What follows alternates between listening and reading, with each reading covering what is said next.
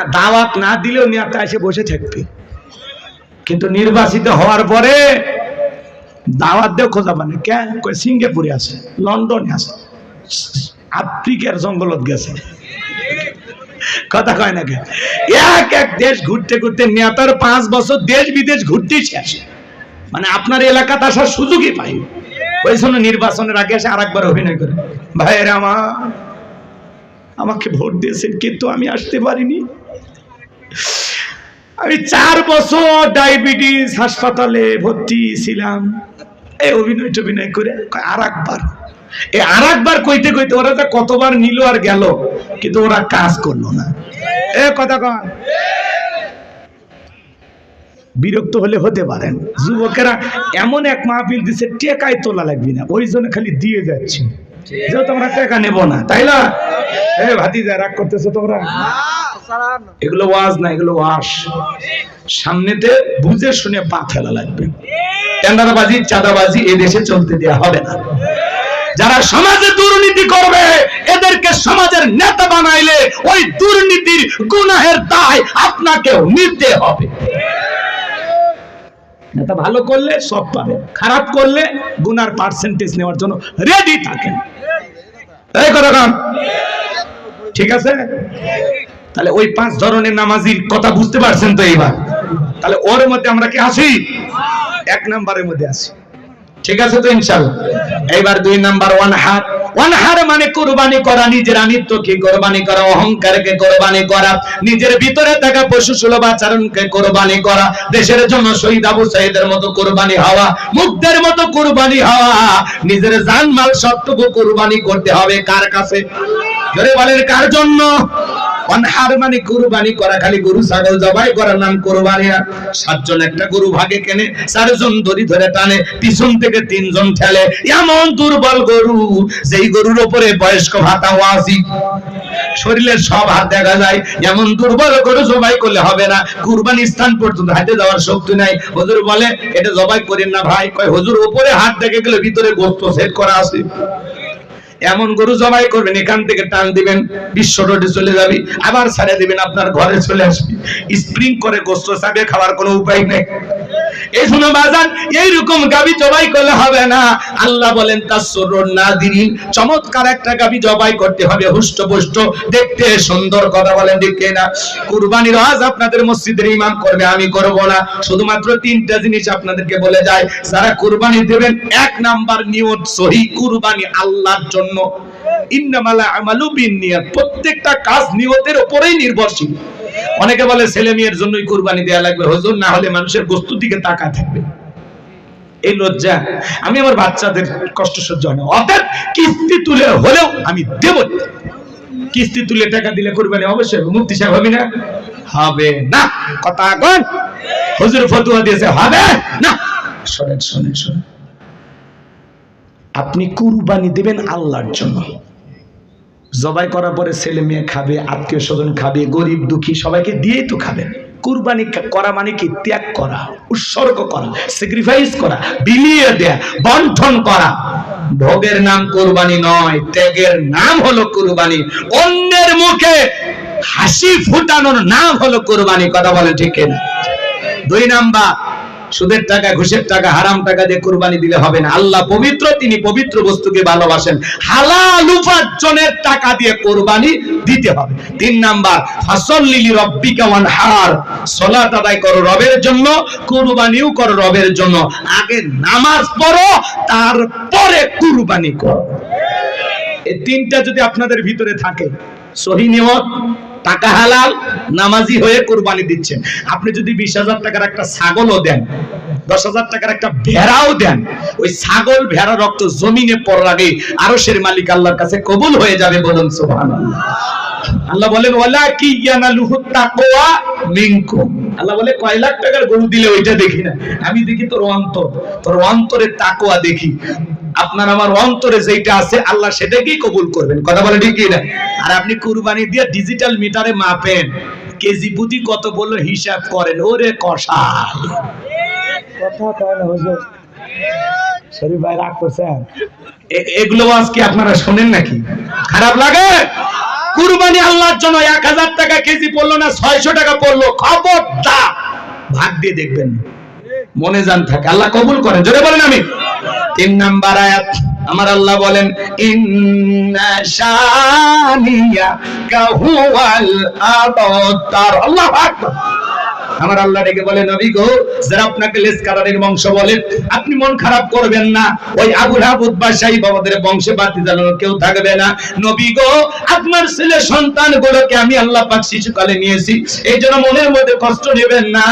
এই পৃথিবীর জমিনে আপনাকে মহব্বত করা, আপনাকে ভালোবাসার কোটি কোটি রূহানি সন্তান আমি আল্লাহ পাঠাবো, যারা আপনার জন্য জীবন দিতে প্রস্তুত থাকবে। বলুন আল্লাহু আকবার। নবীজির অপমানে যদি না কাঁদে তোমার মন, মুসলিম নয় তুমি মুনাফিক, নবীজির দুশমন। পুরো পৃথিবীতে 700 কোটির উপরে মানুষ, এর মধ্যে 200 কোটিরও বেশি মুসলমান, আমরা হলাম সবাই নবীজির রূহানি সন্তান। আল্লাহু আকবার বলেন।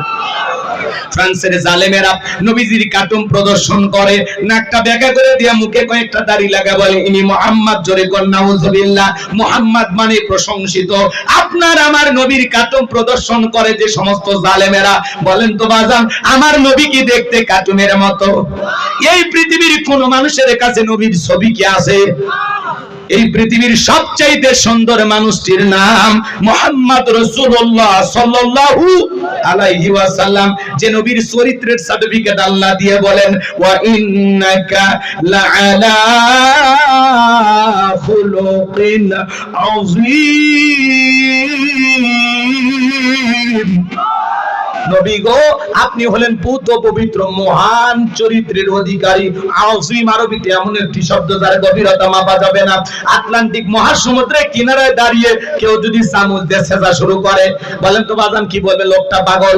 আটলান্টিক মহাসমুদ্রের পানি হয়তোবা চামচ দিয়ে কোনো না কোনো দিন হয়তোবা চামচ দিয়ে শুকানো সম্ভব হলে হতেও পারে, কিন্তু নবীজির চরিত্র নিয়ে আলোচনা করে শেষ করা যাবে না, এর কোনো কুল কিনারা নাই। বলুন সুবহানাল্লাহ। যে নবী 63 বছরের জিন্দেগিতে একটি মিথ্যা কথা বলেননি, এমন বিশ্ব রেকর্ড পৃথিবীর আর কোন নেতার আছে? জীবনে কখনো তুমি মিথ্যে বলনি, তাই তো তোমায় পেতে কাঁদে এই ধরণী। জীবনে কখনো তুমি মিথ্যে বলনি, তাই তো তোমায় পেতে কাঁদে এই ধরণী। জোরে বলেন মারহাবা। সেই নবীকে আদর্শ নেতা মানতে রাজি আছেন তো ইনশাআল্লাহ? 63 বছরের জিন্দেগিতে একটি মিথ্যা কথা বলেননি মুহাম্মদ রাসূলুল্লাহ সাল্লাল্লাহু আলাইহি ওয়াসাল্লাম। আল্লাহু আকবার। কেমন মহামানব ছিলেন, কি সুপার কোয়ালিটির মহামানব ছিলেন, কেমন মানুষ ছিলেন। সেই নবীকে ওলীদ বিন মুগীরা গালি দিয়ে বলতো, অকাট্য ভাষায় বিশ্ব নবীকে গালি দিত।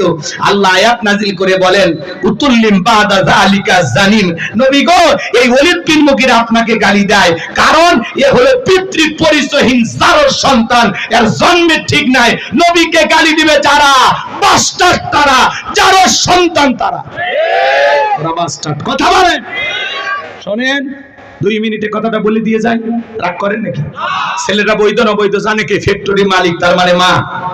ওলীদ বিন মুগীরা বলতেছে নবী এত বড় কথা, আমার জন্মের ঠিক নাই, আপনি থাকেন, আমি আমার মায়ের কাছে যাই। তার মায়ের নাম ছিল ঝর্ণা। যা বলে মা করবি না কোনো তাল বাহানা। নবী আমাকে বলেছেন উতুল্লিম বাদা যালিকা জানিম, আমি নাকি পিতৃ পরিচয়হীন যারা সন্তান, আমার নাকি জন্মের ঠিক নাই। ওলীদ বিন মুগীরার মা বয়স হয়ে গেছে দেখে বলে বাবা আমারও বয়স হয়ে গেছে, মিথ্যা আমি বলবো না, এক পা কবরে চলে গেছে। আর মনে মনে ভাবতেছে এত গোপন তথ্য নবী জানলো কেমনে? নবী তো জানতেন না, নবীকে জানিয়ে দিয়েছেন তিনি কে। ওলীদ বিন মুগীরার মা বলতেছে বাবা ব্যবসা বাণিজ্যের কাছে তোর বাবা এতটাই ব্যস্ত থাকে, তোর বাবা ব্যবসা চেনে, টাকা চেনে, কিন্তু তোর মায়ের মন বোঝে না, সে যে কেন আসে না, কিছু ভালো লাগে না, এবার আসুক, তারে আমি মজা দেখাবো। ভাইরা যখন বিদেশে থাকে দেবররা ভাবির দরজায় স্লোগান দেয়, ভাবি ভাইয়া তোমার বর, আমি যে দেবর, ভেবে দেখো ভাবি কার কত দাবি, ভাই গেছে মারলো সে, আমরা তো দেশে আছি। কথা বলেন ডিজিটাল ভাবি এই কথাগুলো শুনে খুব খুশি হয়। এমনও দুষ্ট দেবর আছে মাঝে মাঝে ভাবির ঘরে ঢুকে বলে ভাবি আপনার চেহারার দিকে তাকাইলে মনে হয় না যে আপনার বিয়ে হয়েছে। আপনি যে 2 বাচ্চার মা, বোঝাই যায় না। কথা কয় নাকি? ভাবিও ডিজিটাল, ভাবি কথাগুলোকে এনজয় করে। ভাবি যদি নেককার হইতো, দিনদার হইতো, আল্লাহওয়ালা হইতো, আল্লাহর ভয় যদি ভাবির অন্তরে থাকতো, ভাবি ডেকে বলতো কুল্লিল মুমিনিনা গুদ্দুনা মিন আবসারিহিম। হে দেবর, আল্লাহ বলেছেন মুমিন পুরুষের দৃষ্টি থাকবে নিচের দিকে। আমাকে দেখার অধিকার তোর ভাইয়ের আছে, তোর জন্য আমাকে দেখা জায়েজ নাই, ঘর থেকে বের হয়ে যা। মা বোন যারা আবার শুনতেছেন, মা, 2টা পুরুষ হতে 2 কিলোমিটার দূরে থাকবেন। একটা দেবর আর একটা দুলা ভাই, এরা হলো মৃত্যুতুল্য বিষাক্ত সাপের চাইতেও ভয়ঙ্কর। এই সমাজ শেষ হয়ে গেছে। এই 2টা পুরুষের দ্বারা মা বোনেরা অনেক নির্যাতনের শিকার হয়, কিন্তু কাউরে প্রকাশ করতে পারে না। মাঝে মাঝে দেখেন না, দেবরকে নিয়ে ভাবি উধাও, দুলা ভাইয়ের সাথে শালি বাইকে গেছে, নেটওয়ার্ক খুঁজে পাওয়া যাচ্ছে না। আছে না নাই? এই সমাজকে সবচাইতে বড় গ্রাস করছে এই মোবাইল। এই মোবাইলের ওজন কম, কিন্তু মোবাইলের মাধ্যমে পাপের ওজনটা অনেক বেশি। হাতে হাতে মোবাইল, হাতে হাতে গুনাহ। কথা বলেন। রাতের আধারে দরজা লাগাইয়া একা একা কম্বলের ভিতরে, ল্যাপের ভিতরে মা যখন নক করে দরজা, ভিতরে এখন আলো চলে, বাংলাদেশের স্বাধীনতার যুদ্ধ পদ্মা সেতু করতে পড়ার ভান করে। যখন মা চলে যায়, আবারও মোবাইলে অনলাইনে ফ্রি ফায়ার, পাবজি, বাবজি, সাসাজি, অনলাইনে জুয়া, এই সমাজকে ধ্বংস করে দিচ্ছে। ইয়াবা আসক্ত। কথা বলে না কেন? আপনাদের এলাকার ছেলেরা ভালো, এরা ইয়াবা খায় না, এরা শরবত খায়। এলাকায় নেশা করে, অভাব নাই। একটা সন্তান যদি নেশা করে, ওর পরিবারকে ধ্বংস করে দেয়। কথা বলেন। নেশা দ্রব্য করো না বাবা, শরাব পান করো না, মদে আবার ফেন্সিডিল, গাঁজা, মদ এগুলো খাইও না, এগুলো মাতলামি করো না। আল্লাহ যেন যুব সমাজকে হেদায়েত দান করেন। যেই মুখে মা, সেই মুখে মাদক তোলা যাবে, মাদককে না বলুন। আল্লাহ যেন যুব সমাজকে হেদায়েত দান করেন। কিছু জোরে বলেন না? আমি শুনেন শুনেন, শেষ কথাগুলো বলে দিয়েছে। খারাপ লাগে? দোয়ার দিকে গেলে ভালো হয়। ও মেলা রাত, আমি তো মনে করি কেবল 12টা বাজতেছে, 12টা পার হয়ে গেছে। তাকবীর দেন, লিল্লাহ তাকবীর। তাহলে যুব সমাজকে কি নষ্ট করছে? মোবাইল। কি নষ্ট করছে? আমি কি বলবো? রাগ করবেন না। দেশে মোবাইল আইছে, চিঠি বন্ধ হইয়াছে, দিওয়ানা বানাইছে, ভোলা মাইয়ার মনের কথা ভাসে বাতাসে। ও দেখো ভোলা পানের মন বাদা ফেসবুকে এখন, ও দেখো ভোলা পানের মন বাদা ফেসবুকে এখন, মোবাইলে চ্যাটিং কইরা কাটায় সারাক্ষণ। এই মোবাইল পাইয়া দেখো মদনের মাইয়া, এই মোবাইল পাইয়া দেখো মদনের মাইয়া কি কাণ্ড ঘটাইছে। স্বামী সংসার রাইখা নাকি পালাইয়া গেছে, সে যে স্বামী সংসার রাইখা নাকি পালাইয়া গেছে। 2 বাচ্চার মা, 4 বাচ্চার মা পরকীয়া প্রেম করে আরেকটা ছেলের হাত ধরে পালিয়ে যায়। যে নারী স্বামী রেখে সন্তান রেখে আরেকটা ছেলের হাত ধরে পালিয়ে যায়, ওটা হলো নারী জাতির কলঙ্ক, ওটা পাশানি ডাইনি, বিশ্বাসঘাতক নারী। কেমনে পারলা বোন? ও মা, তুমি কেমনে পারলা তোমার স্বামী রাইখা, সন্তান রাইখা আরেকটা ছেলের হাত ধরতে? কেমনে পারলা? আমার স্বামী খারাপ? এই মহিলা, তোমার স্বামী কি ফিরাউনের চাইতে খারাপ? কয়টা স্বামীর সংসার করেছো? বিয়ের আগে সবাই মিষ্টি মিষ্টি কথা বলে, বিয়ের পরে টের পাবেন 3 মাসে আসল লোক বের হয়ে আসে। ধৈর্য নিয়ে সংসার করতে হয়। বেশি যে তারা নারীকে ধ্বংস করে দেয়। এই কথা কন না আপনারা। ছেলে মানুষের রাগ থাকতে পারে।